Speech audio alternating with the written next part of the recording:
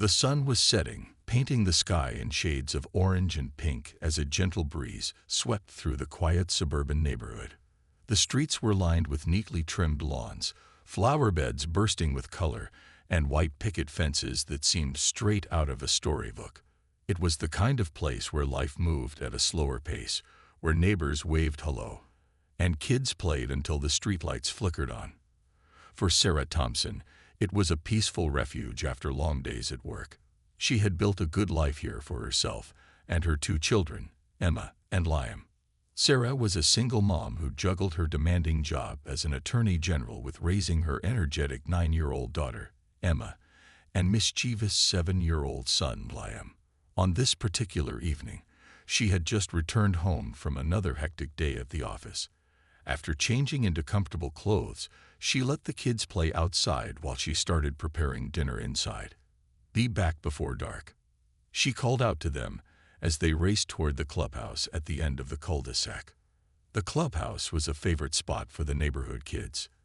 It wasn't anything fancy, just a small building with a pool table, some chairs, and a few board games, but it felt magical to Emma and Liam. They loved pretending it was their secret hideout or a pirate ship sailing across uncharted waters. Today, they'd brought along their action figures and toy cars, ready to dive into one of their imaginative adventures. Little did they know, this visit would turn into something far less fun. Unbeknownst to Sarah and many other residents, tensions had been simmering between some neighbors and the Homeowners Association, HOA. The HOA, which governed the community, had recently introduced stricter rules about using common areas like the clubhouse. These changes hadn't been communicated clearly, or at all, to most people. Some residents grumbled about the new restrictions, but no one expected the HOA to act so abruptly. That very afternoon, without warning, the HOA decided to lock up the clubhouse earlier than usual to enforce the updated policy. As Emma and Liam played, completely unaware of what was happening, one of the HOA board members walked over to the clubhouse. This particular member, Mrs. Peterson, was known for being strict and often complained about noise from the kids. Without checking if anyone was still inside, she pulled the heavy metal door shut and turned the key. The loud click echoed faintly, but the sound went unnoticed by the children deep in their game. Just like that, Emma and Liam were locked inside. Back at home, Sarah chopped vegetables for dinner, occasionally glancing out the window to check on the kids. At first, everything seemed normal. But as time passed, she couldn't shake the feeling that something was off. Usually, Emma and Liam would run back every few minutes to show her whatever treasure they'd found or ask for snacks. Tonight, though, there was only silence. Wiping her hands on a dish towel, Sarah stepped outside and called out, "Emma, Liam, dinner's almost ready." When there was no reply, her heart skipped a beat. She tried again, louder this time, but still nothing. Panic began to creep in as she hurried down the driveway, scanning the yard and the nearby bushes. Where could they be? Her eyes landed on the clubhouse. Its windows reflected the fading sunlight, giving it an almost ghostly appearance. Something about it made her stomach churn. Walking closer, she cupped her hands around her face and peered through the glass. Her breath caught in her throat when she saw two small figures sitting near the pool table. Emma and Liam looked startled, huddled close together, their faces pale with fear. "Mom!" Emma cried, spotting her mother through the window. She ran to the door and rattled the handle, but it wouldn't budge. "We're stuck." Sarah's mind raced. How had this happened? Who would do such a thing? Anger bubbled beneath her surface as she pounded on the door and shouted for help. But the neighborhood remained eerily quiet, leaving her alone with her frantic thoughts and her determination to get her children out safely. Sarah's heart pounded as she frantically searched for a way to free her children. The clubhouse door was locked tight, and the windows were too high for Emma and Liam to reach. She tried calling out again, her voice trembling with urgency. "Hold on, babies. I'll get you out." But no matter how hard she pushed or pulled, the heavy metal door refused to budge. It was clear this wasn't an ordinary lock. It had been secured deliberately, and whoever did it hadn't considered the consequences. Inside, Emma clung to her brother, tears streaming down her face. "Why won't it open, Mom?" she asked between sobs. Liam, trying his best to stay brave, wiped his nose with the back of his hand and whispered, "Don't worry, Emma. Mom will fix it."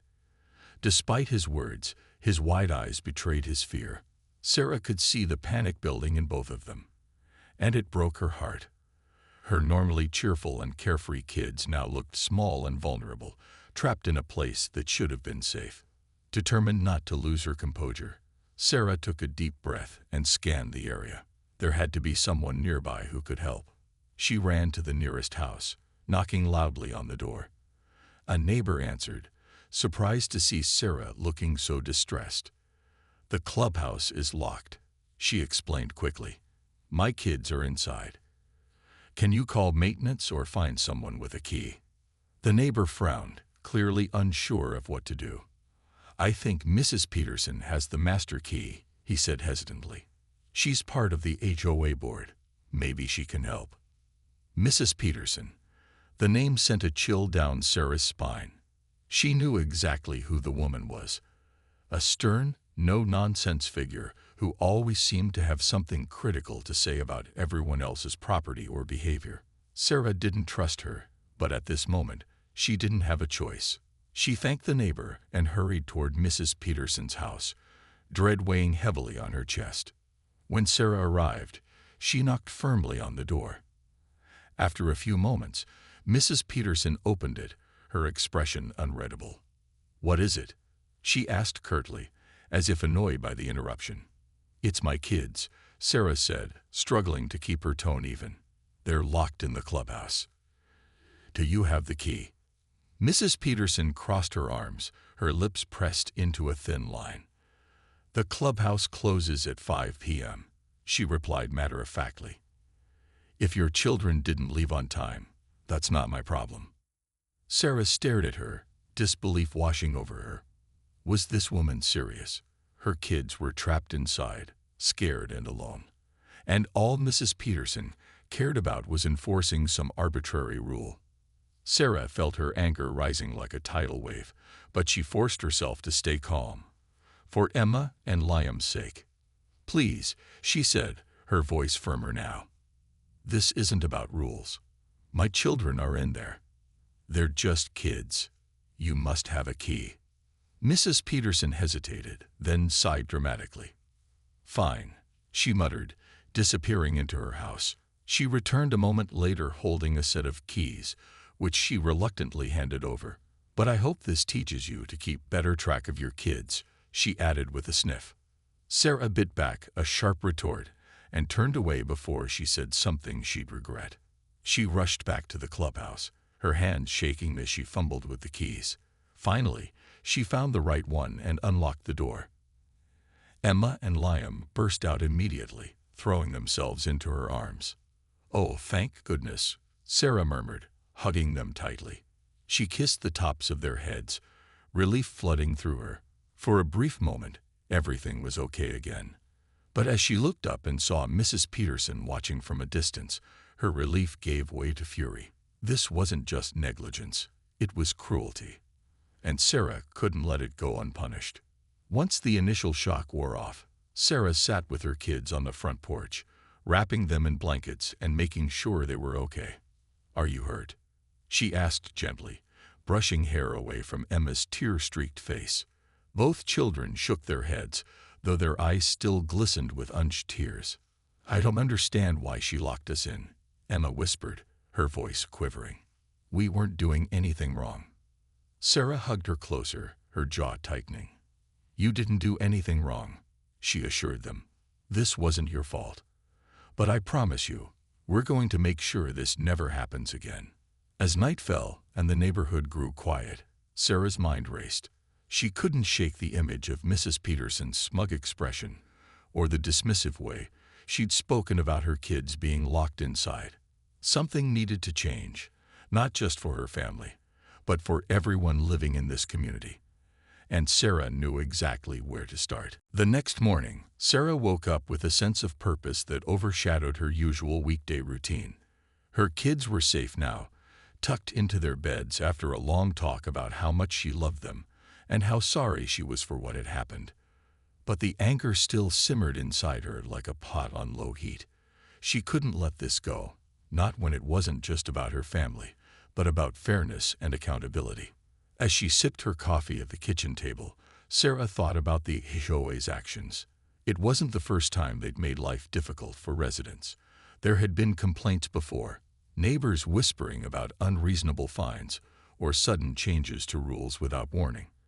But no one ever spoke up because standing up to the HOA felt impossible. They were supposed to protect the community, not rule it like tyrants. And locking children in a clubhouse, that crossed every line imaginable. What Mrs. Peterson didn't know, and probably hadn't even considered, was who Sarah really was outside of this neighborhood. To most people here, she was simply Emma and Liam's mom, a friendly face who kept to herself.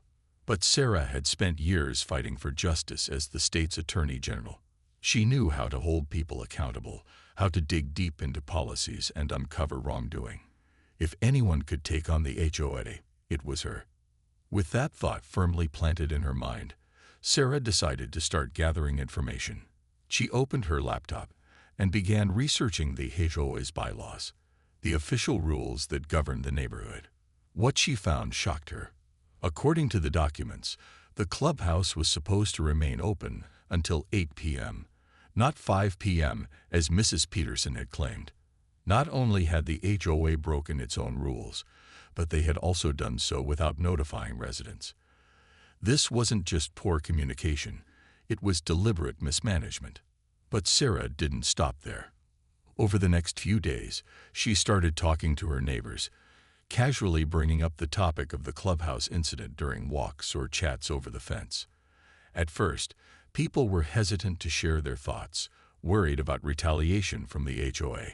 But once Sarah mentioned her role as Attorney General, their tone shifted. One neighbor confessed that they'd received a hefty fine for leaving their trash cans out overnight, a rule that wasn't listed anywhere in the bylaws. Another shared how the HOA had banned holiday decorations after December 26th, claiming it was for aesthetic reasons. The more stories Sarah heard, the clearer it became. The HOA wasn't just strict, it was abusing its power. One evening, while Emma and Liam played quietly in the living room, Sarah sat down with a notebook and began organizing everything she'd learned.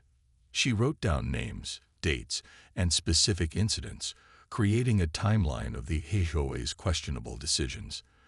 Then she reached out to other parents whose kids frequented the clubhouse. Together, they compiled testimonies about how the sudden lockout policy endangered not only her children, but potentially any child who might wander in unnoticed. Sarah also discovered something else disturbing. The HOA had been using funds collected from residents for unnecessary expenses. Fancy landscaping projects, expensive parties for board members, and even personal bonuses seemed to be prioritized over maintaining common areas like the clubhouse. It was clear that the organization cared more about appearances than the well-being of the community. By the end of the week, Sarah had built a solid case against the HOA. She knew going public would ruffle feathers, but she also knew it was the right thing to do. Still, she wanted to give the HOA one last chance to make things right. She drafted a formal letter outlining her findings and sent it directly to the board, requesting an explanation and immediate reforms. When no response came, Sarah realized she'd have to take matters into her own hands. That night, as she tucked Emma and Liam into bed, Sarah kissed their foreheads and whispered, "We're going to fix this place, okay? No one gets to treat our home, or our neighbors, like this." Emma smiled sleepily, clutching her stuffed bunny, while Liam gave a thumbs up before rolling over to sleep. Watching them, Sarah felt a renewed determination. She wasn't just a mom protecting her kids anymore.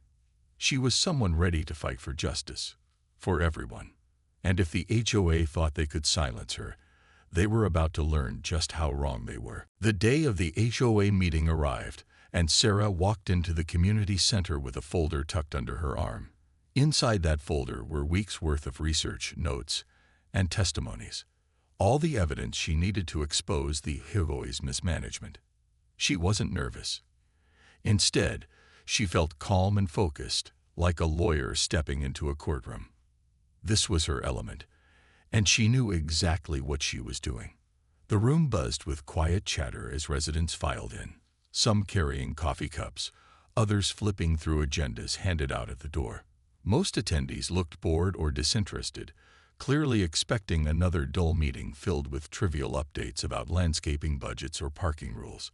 But Sarah knew this gathering would be anything but ordinary. As she took a seat near the front, she noticed several neighbors giving her curious glances. Word had spread quickly after her letter to the board, and many were eager to see what she'd do next. When the meeting began, the HOA president, a man named Mr. Grayson, called the room to order. He started by going over routine matters, upcoming events, recent projects, and financial reports. His tone was casual, almost dismissive, as if nothing unusual was happening. But Sarah didn't interrupt. She waited patiently, letting him speak until it was time for open comments from residents. "Thank you, Mr. Grayson," Sarah said, standing up when her turn came. Her voice was steady, commanding attention without being overly loud. "I'd like to address an issue that I believe affects all of us here tonight." The room fell silent. Neighbors exchanged glances, intrigued by the seriousness in her tone. Even Mr. Grayson seemed taken aback, though he tried to mask it with a polite smile. "Of course, Miss Thompson," he said, gesturing for her to continue. "Please share your concerns." Sarah took a step forward, making sure everyone could see her face. "Many of you may not know this, but recently my children were locked inside the clubhouse because of a policy change that wasn't communicated to anyone, not even those who use the space regularly. Thankfully, they're safe now, but this incident revealed something far more troubling. The HOA has been operating in ways that are unfair, inconsistent, and potentially illegal." A murmur rippled through the crowd. Some people nodded in agreement, while others leaned forward, eager to hear more. Sarah opened her folder and held up a copy of the HOA's bylaws. According to these documents, which we all agreed to when moving here, the clubhouse is supposed to remain open until 8 p.m., not 5 p.m. Why was this rule changed without notice? And why are so many other policies being enforced arbitrarily? She paused, letting her words sink in before continuing. "This isn't just about me or my kids. It's about fairness. Families have been fined for things that aren't even written in the bylaws. Kids can't play outside freely anymore because of restrictive hours. And let's not forget how our money is being spent." She pointed to a printed spreadsheet showing the HOA's expenses, landscaping upgrades, catered dinners for board members, personal bonuses. Meanwhile, essential spaces like the clubhouse are neglected. By now, the room was alive with murmurs of disbelief and outrage. People whispered to each other, shaking their heads. One woman raised her hand and spoke up. "She's right. I got fined last month for putting up Christmas lights too early. Where does it say that's against the rules?" Another neighbor chimed in. "And what about the pool? It's been closed for repairs for months, but they won't tell us why." Sarah nodded, encouraging them to keep talking. "Exactly. We deserve transparency and accountability. That's why I've reviewed the HOA's records and collected testimonies from residents who've experienced similar issues. Together, we can demand better leadership and ensure this community reflects the values we all care about." Mr. Grayson shifted uncomfortably in his chair, clearly unprepared for this level of scrutiny. He attempted to defend the board, saying, "We're only trying to maintain standards and keep property values high." "Standards?" Sarah cut in, raising her eyebrows. "Locking children in a building isn't maintaining standards. It's negligence. Threatening families with fines for non-existent violations isn't protecting property values. It's bullying." Her words hit hard, drawing applause from several attendees. For the first time, the HOA board looked shaken, their usual air of authority crumbling under the weight of Sarah's arguments. She concluded by proposing specific reforms: clearer communication, transparent financial reporting, and regular feedback sessions where residents could voice concerns without fear of retaliation. In the days following the explosive HOA meeting, Sarah's bold actions sent ripples through the neighborhood. What had once been a quiet community where people kept their heads down and avoided conflict was now buzzing with conversation. Neighbors who rarely spoke to one another were suddenly exchanging stories about their frustrations with the HOA. The Clubhouse incident and Sarah's confrontation had ignited a spark of unity among residents, many of whom realized they weren't alone in feeling mistreated. Sarah didn't waste any time capitalizing on this momentum. She organized informal gatherings at her house, inviting neighbors to discuss next steps. These meetings quickly became lively discussions, with everyone sharing ideas for reforming the HOA. Some suggested creating a resident advisory committee to oversee board decisions. Others proposed stricter guidelines for how funds should be allocated. One particularly passionate neighbor even offered to design flyers encouraging more people to attend future meetings. But Sarah knew that grassroots efforts alone wouldn't be enough. If real change was going to happen, it needed to come from both within the community and outside authorities. Drawing on her experience as Attorney General, she filed formal complaints with state housing regulators and legal oversight bodies. Her detailed report included everything: the arbitrary rule changes, misuse of funds, lack of transparency, and most importantly, the dangerous decision to lock children inside the clubhouse. The response was swift. Within a week, investigators arrived in the neighborhood, requesting documents, interviewing residents, and scrutinizing the HOA's operations. For the first time in years, the board members found themselves under intense pressure. Mrs. Peterson, who had always carried herself with an air of superiority, looked visibly shaken during her interview with investigators. Mr. Grayson, meanwhile, tried to downplay the issues, insisting that mistakes had been made but nothing intentional. But Sarah knew better, and so did the growing number of residents speaking out against them. As the investigation unfolded, cracks began to form within the HOA itself. Several board members resigned, unable to handle the scrutiny or unwilling to take responsibility for their actions. Those who stayed faced mounting criticism from angry neighbors. At one point, a heated argument broke out between two board members during a public meeting, leaving attendees stunned. It was clear the organization was crumbling under the weight of its own mismanagement. With the HOA in disarray, Sarah worked closely with residents to draft new guidelines aimed at restoring trust and fairness. They proposed extending the clubhouse hours, implementing clearer communication channels, and establishing monthly check-ins where residents could voice concerns directly to the board. To ensure accountability, they also suggested rotating leadership roles every year instead of allowing the same individuals to remain in power indefinitely.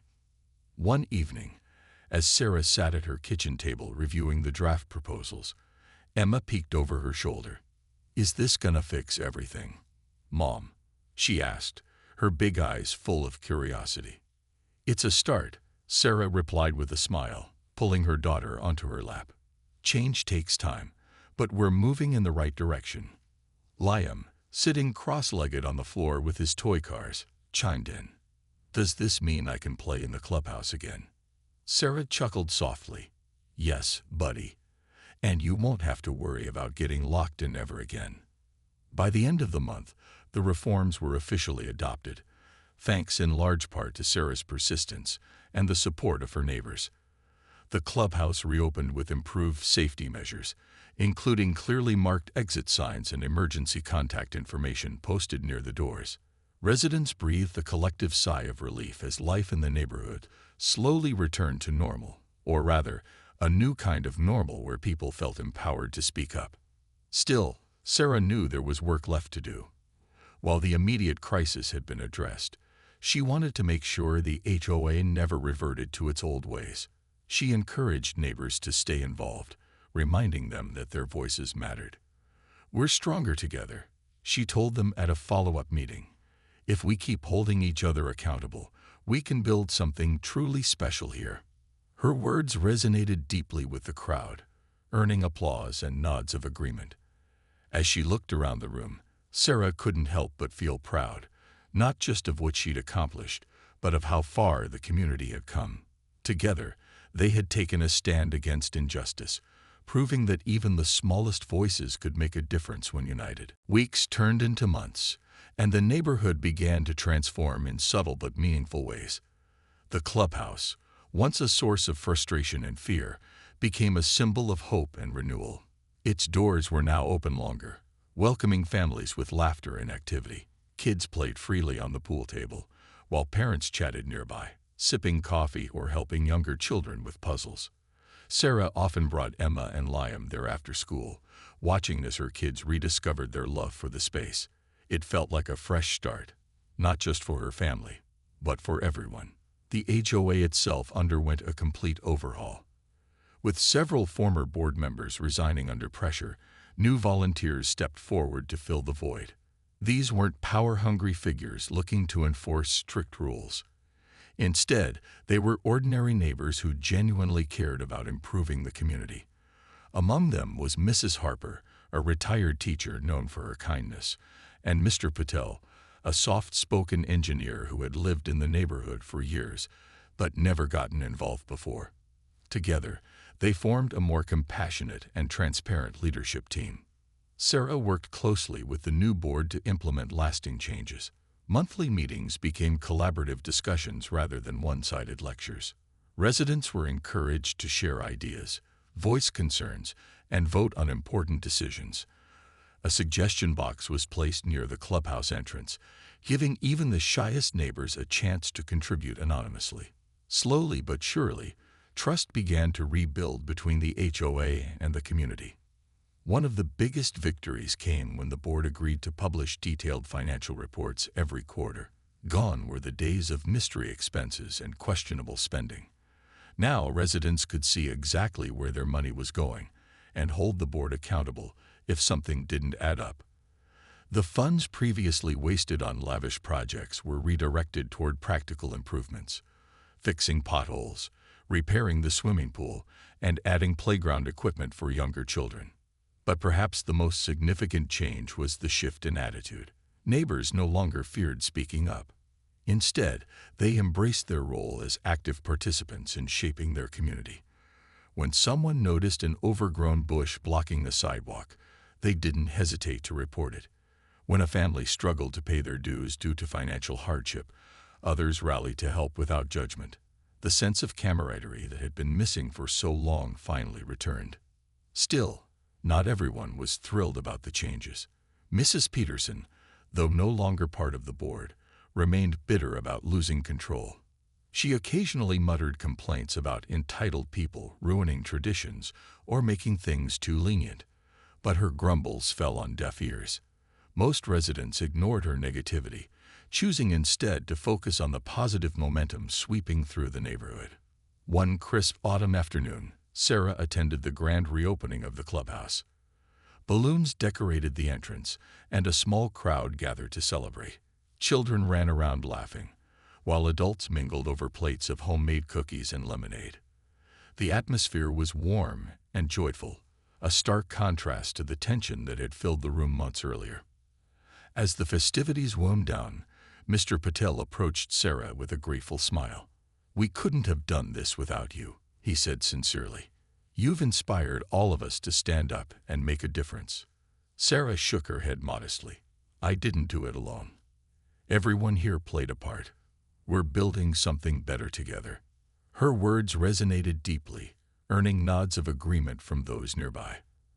As she watched her kids chase each other across the lawn, Sarah felt a profound sense of satisfaction. This wasn't just about holding the HOA accountable anymore. It was about creating a place where kindness, fairness, and cooperation thrived. That evening, as Sarah tucked Emma and Liam into bed, she reflected on everything that had happened. The journey hadn't been easy, but it had been worth it. Her children were safe, her neighbors were united, and her community was stronger than ever. For the first time in a long time, She felt truly at peace. "Good night, my brave adventurers," she whispered, kissing their foreheads. "Tomorrow's another day to keep making things better." And with that, she turned off the light, knowing that no matter what challenges lay ahead, they would face them together, as a family and as a community. Months had passed since the Clubhouse incident, and life in the neighborhood felt almost unrecognizable compared to how it used to be. The once tense atmosphere had given way to warmth and connection. People smiled at each other on the streets, waved hello from their porches, and even stopped for quick chats while walking their dogs. It was as if the entire community had taken a deep breath and finally relaxed. Sarah often found herself marveling at how much things had changed, not just in policies or rules, but in the spirit of the place itself. Emma and Liam were thriving too. They'd reclaimed the clubhouse as their favorite spot, spending afternoons there with friends, playing games, and dreaming up new adventures. One day, Sarah overheard Emma telling her best friend, "Remember when we got locked in here? That was so scary, but now it's the best clubhouse ever." Her daughter's laughter filled the air, light and carefree. A reminder that sometimes bad experiences could lead to something good. For Sarah, the journey had been about more than just protecting her kids. It had reminded her why she became an attorney general in the first place, to fight for fairness and justice, no matter where it was needed. This experience reinforced her belief that standing up for what's right wasn't always easy, but it was always worth it. She'd faced pushback, threats of retaliation, and moments of doubt, yet seeing the positive impact on her neighbors made every challenge worthwhile. The HOA board meetings, once dreaded by everyone, had become something people actually looked forward to attending. Residents took turns presenting ideas for improving the community, planting more trees along the sidewalks, organizing seasonal potlucks, and setting up a book exchange shelf in the clubhouse. Mrs. Harper suggested hosting an annual talent show, which quickly became a beloved tradition. Even Mr. Patel surprised everyone by showcasing his hidden talent for magic tricks during the first event, earning cheers and applause from delighted families. One evening, as Sarah sat on her front porch sipping tea, she noticed Mrs. Peterson walking by. Their eyes met briefly, and though there was still a hint of frostiness in the older woman's expression, she nodded politely before continuing down the street. Sarah couldn't help but smile. Change didn't happen overnight, especially for someone like Mrs. Peterson, who had clung to rigid ways for so long. But small gestures, a nod, a wave, were signs that even the most resistant hearts could soften over time. Later that week, Sarah attended a special gathering organized by the new HOA board to celebrate the community's progress. Held in the clubhouse, the event brought together nearly all the residents. Colorful streamers hung from the ceiling, and tables were piled high with homemade dishes contributed by neighbors. Laughter echoed through the room as children darted around, and adults swapped stories about how far they'd come. During the celebration, Mr. Patel stood up to speak. "When I first joined the board, I wasn't sure what to expect," he admitted, smiling nervously. "But thanks to all of you, and especially to Sarah, we've built something truly special. Our neighborhood is proof that when we work together, anything is possible." The crowd erupted into applause, turning to look at Sarah. She felt a lump rise in her throat as she stood to say a few words. "This isn't my victory. It's ours," she said, her voice steady but filled with emotion. "Every one of you has played a part in making this community stronger, kinder, and more united. Let's keep supporting each other, because that's what makes a house feel like home." As the evening drew to a close, Sarah walked home hand in hand with Emma and Liam. Fireflies blinked softly in the twilight, casting a magical glow over the quiet streets.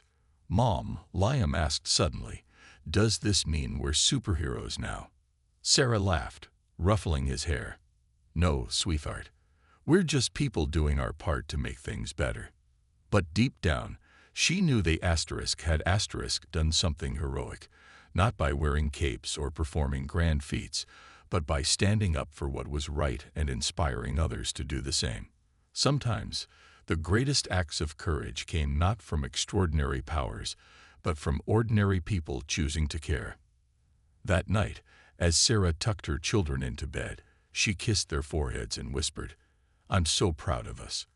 And for the first time in a long time, she truly meant it, not just as a mother, but as someone who had helped create a brighter future for everyone around her.